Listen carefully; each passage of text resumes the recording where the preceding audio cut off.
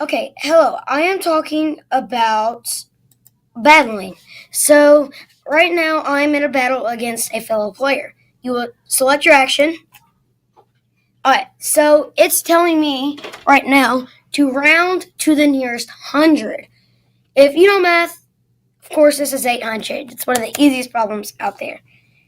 So, after that, boom. I got it correct. Now, he used Falling Star Smash. That if he missed, that means he got it wrong. But I also used Falling Star Smash, so that would take away some of his damage. That would take away some of his damage. I mean, his health that he has. So then we wait for our thing to come up. So then after it's like this, you choose blah blah blah. So now I am going to choose Icicle Shard. It'll load up. Now I have to do subtraction. So, sorry, I'm not the best with mouse writing. 251.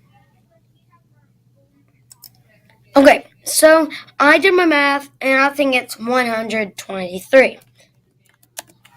123. Oh, I got it wrong.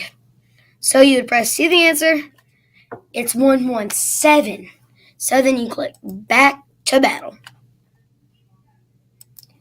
If you didn't know, the player that was right there, that's my player, just so you know.